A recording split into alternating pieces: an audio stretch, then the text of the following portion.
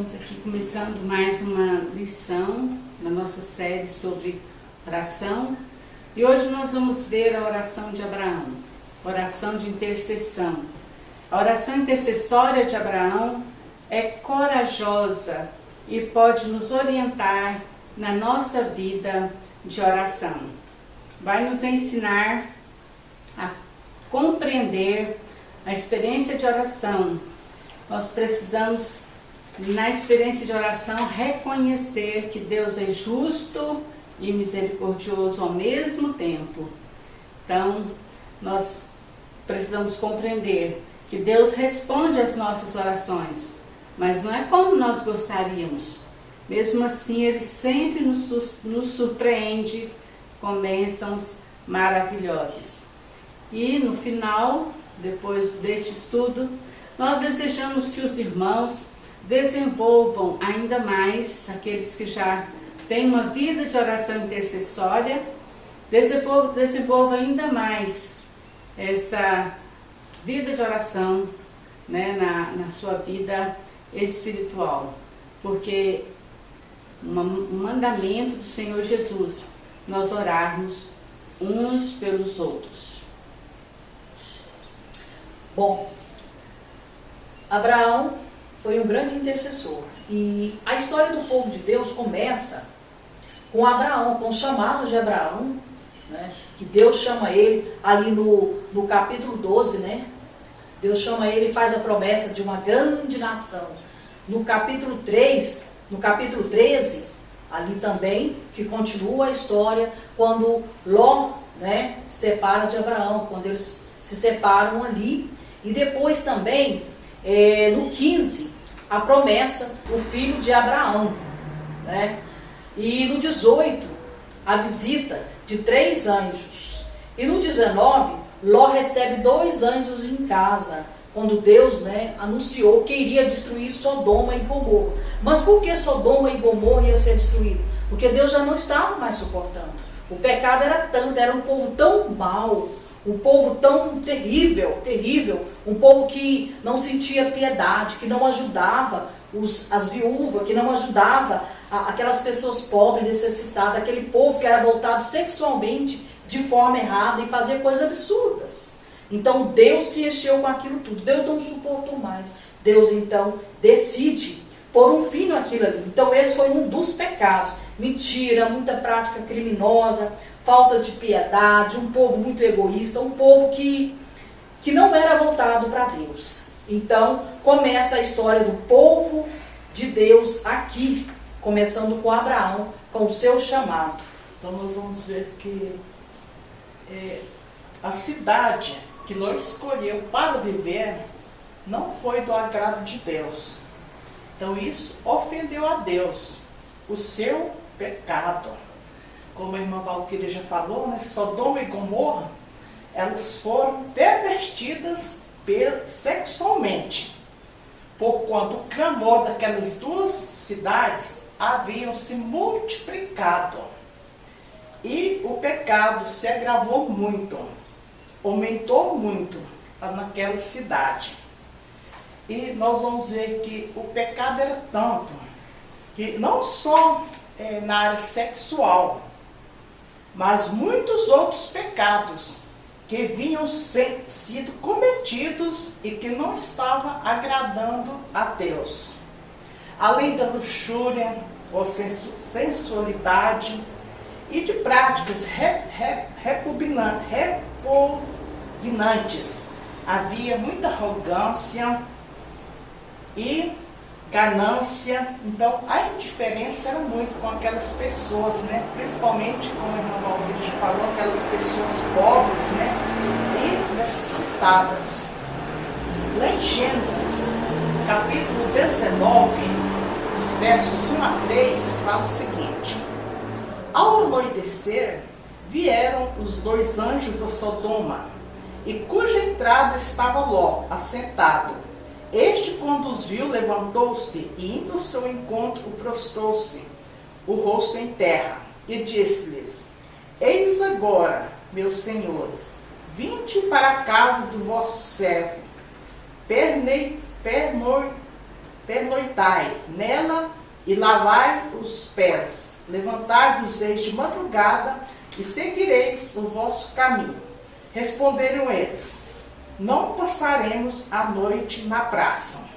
Instou-lhes muito. E foram, entraram em casa dele. Deu-lhes um banquete. Fez assar os pães asmos e eles comeram. Então nós vimos que Ló, né, ele travou uma luta com aqueles dois anjos quando eles entraram ali para visitar aquela cidade. Então Ló começou a contender com aqueles anjos. Ló insistiu muito com eles para que entrassem em sua casa.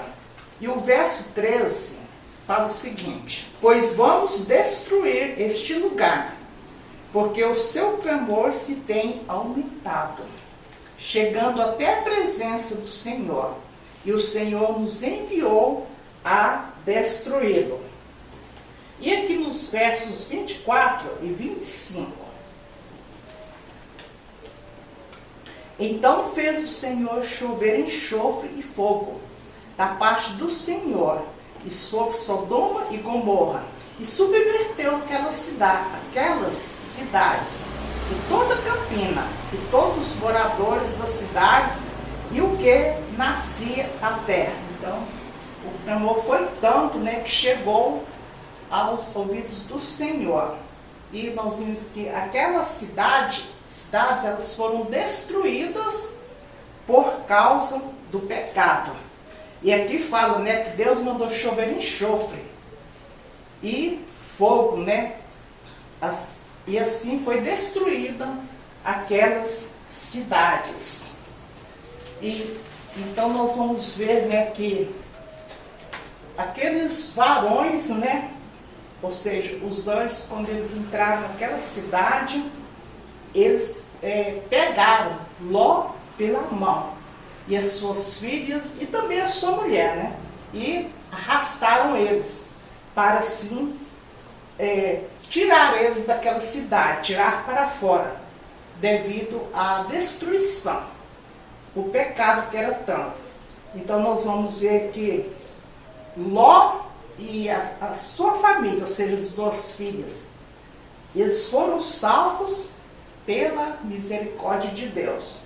Então nós vimos foi a atuação de Deus, né, ali na vida deles, que eles puderam, né, ser salvos. A mulher de Ló, ela não saiu da cidade, né, porque ela olhou para trás e ela se converteu numa estátua de sal. Então eu creio que a mulher de Ló, ela ficou no passado, né, quer dizer, ela olhou, né, para trás e ficou com saudade. Não sei se realmente essa como eu estou falando, se eu estou falando certo, mas eu penso assim, que ela ficou com saudade das coisas, né, do passado, do pecado, de tudo aquilo que praticava que não agradava a Deus. Então ela ficou com saudade. Nós vimos que ela mesma, né, não saiu da cidade, mas Ló e as suas filhas foram salvas. Nós vimos aqui, a partir do versículo 17, aliás, no versículo 17, que o Senhor já havia mandado os anjos ali para Sodoma e Gomorra, mas ele, no seu coração, disse: eu não posso ocultar isso de Abraão. Eu vou contar para Abraão, né? Olha o relacionamento dos dois, né? Eu vou contar para Abraão o que eu vou fazer. E ao tomar conhecimento, então, do que Deus ia fazer ali em Sodoma e Gomorra, Abraão lembrou: lá tem o meu sobrinho, lá tem gente minha. Meu povo está lá. E meu povo está lá. Como é que eu vou fazer com Deus, né? Como é que eu vou... Ele começou uma negociação com Deus, né? O objetivo dele era salvar mesmo a cidade, mas no último caso salvar pelo menos Ló e a sua família. Deus entendeu isso.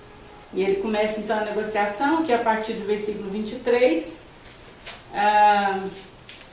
ele fala com o Senhor, longe de destruirás, chegando-se Abraão disse, destruirás o justo com o ímpio?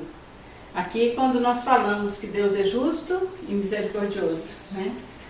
Aí, então ele conhecia Deus a esse ponto, de colocar diante de Deus, você é justo, você vai destruir o justo com o ímpio? Né? E ele fala, se houver, faz uma proposta para Deus, se houver 50 justos na cidade, destruirás e não pouparás o lugar por causa dos 50 justos que ali estão? E aí ele acrescenta, longe de ti fazer tal coisa. Eu acho lindo o diálogo aqui de Abraão com Deus, né? Como eles tinham intimidade, como é que ele conversa com Deus assim. Longe de ti, na tradução hebraica, significava que esse ato desqualificaria Deus. Então é uma coisa que não podemos falar, né, que Deus erra, mas seria um ato ruim, né? Seria um ato desqualificativo, vamos dizer assim, né, de Deus. Aí seria como se Abraão estivesse dizendo, matar justos com injustos é uma coisa que não combina com o Senhor. Então, ele continua, né? O versículo 25 diz, não fará justiça o juiz de toda a terra? Então, ele dá ali forçou um pouquinho a barra, né? Forçou um pouquinho a barra com Deus. Olha, se é o juiz de toda a terra, e você não vai fazer justiça, quem vai fazer justiça então? Né? E aí a gente conhece essa negociação, né? Que ele vai tirando de 5 em 5, e quando chegou em 10, Deus falou, olha, tudo bem, se achar 10 ali, eu não destruirei, versículo 32, não destruirei por causa dos 10. E achou? Mas não achou nem 10. Não achou. Significa que Ló não estava evangelizando lá, né? Ló não conseguiu ganhar mais 5. E esse é um despertamento para nós também. Então, nos chama a atenção aqui o fato da oração corajosa de Abraão, né? E isso deve nos orientar a nossa vida de oração. E agora, a partir de agora, nós vamos ver o que é que nós podemos aprender com a oração de Abraão.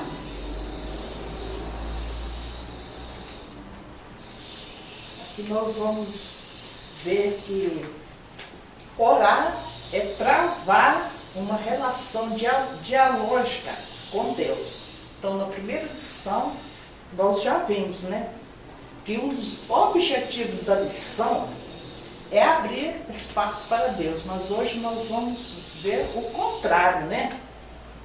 Que Deus é quem abre espaço para Abraão. O que fica patente é que o Criador Todo-Poderoso permite que a sua criatura amada, aquela pessoa que ele criou, se apresente e se expresse e se comprometa. Nós vamos ver aqui. A oração é uma vida de compromisso que nós temos que ter com Deus. Nós vamos ver que Deus, né, ele não reclamou e nem repreendeu Abraão. Mas Deus, ele abriu espaço para ter um diálogo, né? Ou seja, uma conversa ali com Abraão. Como é que Deus fala conosco nos dias de hoje? De que maneira que Deus nos ouve, que Deus fala conosco? Nós vamos ver que Deus, ele fala de 3 maneiras, né, a nós hoje. Ele fala por intermédio das escrituras sagradas e fala por meio de pessoas capacitadas, pessoas que realmente se dispõem a servir a Ele. E Deus também fala por meio das circunstâncias. Então, em 2 Timóteo, nós vimos lá, capítulo 3, versículo 16 e 17. Toda a escritura é divinamente inspirada e proveitosa para ensinar, para repreender, para corrigir, para instruir em justiça, a fim de que o homem de Deus tenha capacidade e pleno preparo para realizar toda a obra. Então, irmão, nós vimos aqui que Deus fala através da sua palavra. A Bíblia não é uma coleção de pensamentos lindos, como nós vimos em Provérbios, né? Lindos pensamentos. Não. A Bíblia é inspirada. Significa, segundo os teólogos, que Deus soprou sobre as Escrituras. E isso a tornou penetrante. Isso a tornou útil. Por isso ela é proveitosa. Ela traz benefícios, tanto para ensinar, aquele que quer aprender, como para repreender aquele que está indo no caminho errado, né? Ela corrige e ela instrui em justiça. Amém. Olha só, tanto que Deus é maravilhoso, né? Sempre punha ali na Bíblia, usava pessoas inspiradas, né? Deus fala por meio de pessoas capacitadas. E mesmo aqueles que se achavam incapacitados, quem chamou? Capacita.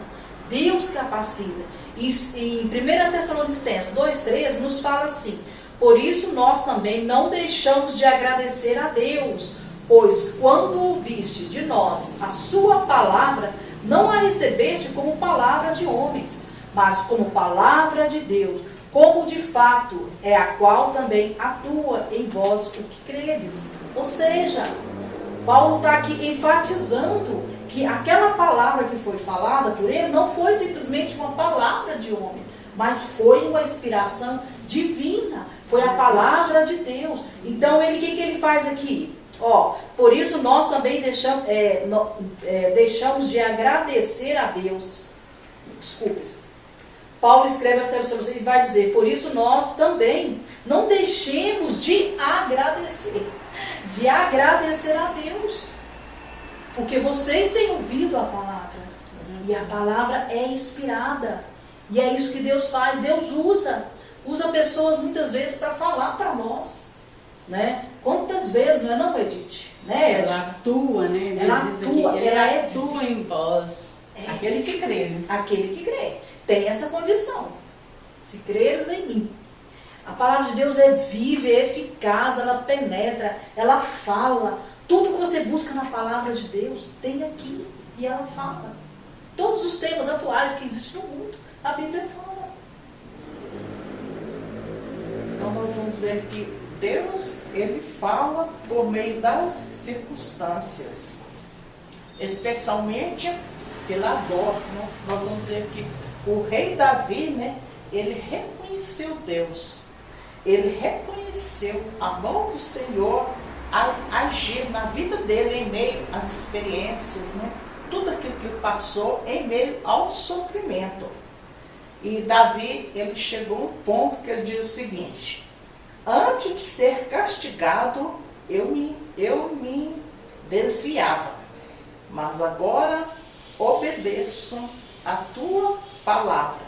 Está lá em Salmos 119, do verso 67. C.S. Lewis, pensador cristão do século passado, disse que Deus sussurra em nossos ouvidos por meio de nosso prazer.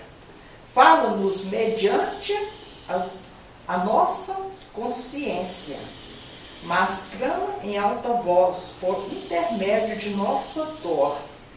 Este é o seu megafone para despertar o homem surdo. Então, muitas vezes, né, nós, né, não voltamos para as coisas de Deus. Muitas vezes nós fechamos os ouvidos, né, para realmente ouvir aquilo que Deus tem para falar conosco, né? E aqui nós vimos que muitas vezes, né, Deus, né, ele tem as maneiras dele, né, de agir, responder, né?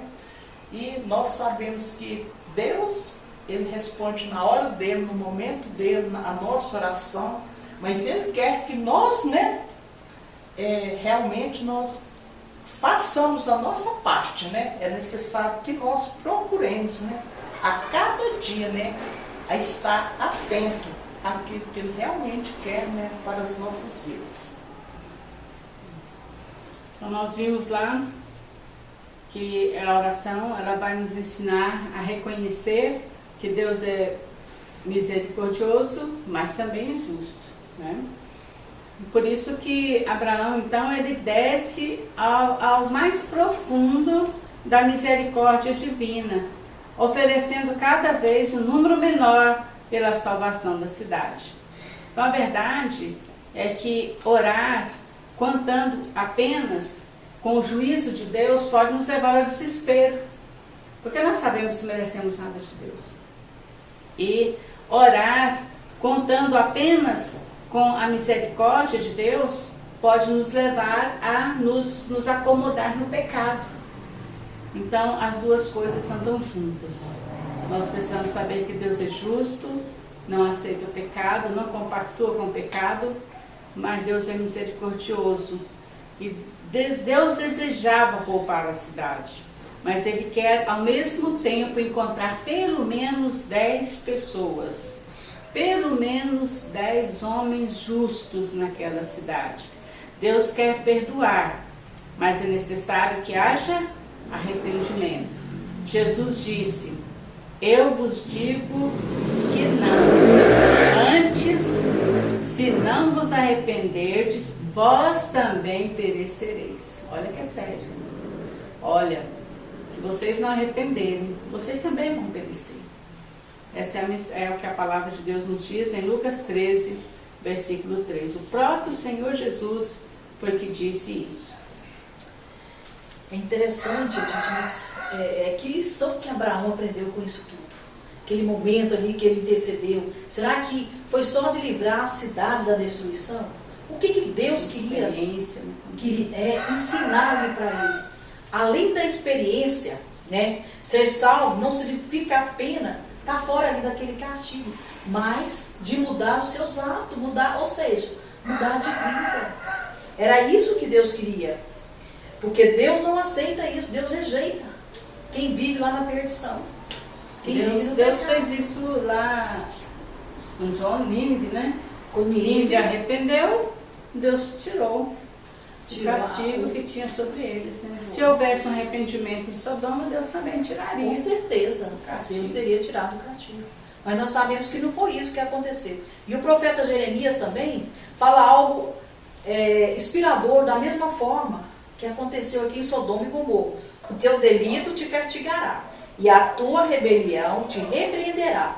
Sabe ver que má e amargas coisas é teres abandonado o Senhor teu Deus, e não teres temor de mim, diz o Senhor dos exércitos. Ou seja, a atitude, se eles não mudassem, né? Deus está dizendo isso aqui. Não era só a salvação, só livrar a cidade, mas aquele povo tinha que mudar de vida, mudar de atitude. Tinha que ser uma vida completamente diferente, voltar para Deus. Então essa... Uma decisão amarga. Uma decisão amarga, afastar, deixar aquelas coisas que eles faziam, né? Sair do mundo. Então essa era a lição que Deus queria que Abraão aprendesse e que aquelas pessoas também pudessem ter aprendido. Mas não foi isso que aconteceu. Então nós já vimos aqui, né, que, como já falei no começo, Sodoma e Gomorra, né, elas foram destruídas devido ao pecado que era grande ali naquelas duas cidades. Então nós vamos ver que Abraão, né, eu creio que por causa do seu sobrinho que também estava ali, habitava naquela cidade, então ele começou a interceder, né, por aquelas, eu creio não só pela vida do seu sobrinho, mas também por todas as pessoas. Então, parecia que a oração dele, né, não estava nem valendo, parecia que era em vão, né? Ele orando, intercedendo ali por aquela cidade. Nós vamos ver que as duas cidades, né, chegou ao ponto de fechar as portas, né, porque a maldade era grande, né? Que realmente estava sendo tudo destruído devido ao pecado que havia ali. E nós vamos ver que eles não teve nenhuma chance, né, de voltar, né, atrás.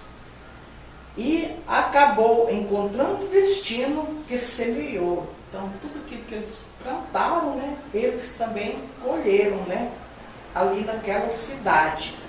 É assim também quando oramos por alguém, da expectativa de que se arrependa e que abandone os seus maus caminhos. Mas nem sempre é como desejamos. Então, no dia seguinte, então, Abraão olhou, né? Ficou ali, acho que nem dormiu direito, né? Ele levantou no outro dia e olhou em direção a Sodoma e ele viu uma densa camada de fumaça sobre a cidade. Estava feito. O justo juiz havia batido o martelo. Mas o que Abraão não sabia era que Deus não havia... Chega a arrepia. Deus não esqueceu a oração de Abraão, né? E livrou a Ló e a sua família. Aconteceu que quando Deus acabou com as cidades da planície, lembrou-se de Abraão e tirou Ló do meio da destruição. Gênesis 9, 29. Bom, Abraão fez uma oração corajosa, né, de intercessão. Ele intercedeu naquele momento tão difícil aqui. Mesmo Deus não tendo poupado ali, mas foi a razão pela qual Deus livrou. Mesmo Deus não tendo poupado aquela cidade, mas Deus livrou ali. Por causa da oração. Por causa da oração, Deus livrou Ló e suas filhas. Quantas vezes a gente não vê, a gente está orando, você está vendo que a pessoa está no precipício, está na beirada para cair. E você, meu Deus, eu estou orando, e aquela pessoa está indo para cair ali, sabe? Mas aqui na Bíblia fala, ó, aliás, aqui na revista está falando assim que, por isso, nunca pare de orar, porque Deus no final sempre vai nos surpreender. Então, irmãos, a mensagem que nós queremos deixar para vocês aqui, hoje, é isso. Nunca desista da sua oração, continue intercedendo, porque Deus vai te surpreender. O nosso Deus é um Deus maravilhoso, e que Deus esteja nos despertando cada vez mais, para que nós possamos estar intercedendo pelo nosso Brasil, pelo nosso mundo, pelo qual temos enfrentado muitas dificuldades, mas acima de todas as dificuldades, nós sabemos que nós temos um Deus poderoso, e Ele está atento a todas as nossas necessidades. Que Deus esteja abençoando cada um de vocês. Amém? Amém. Boa semana a todos. Até a próxima aula.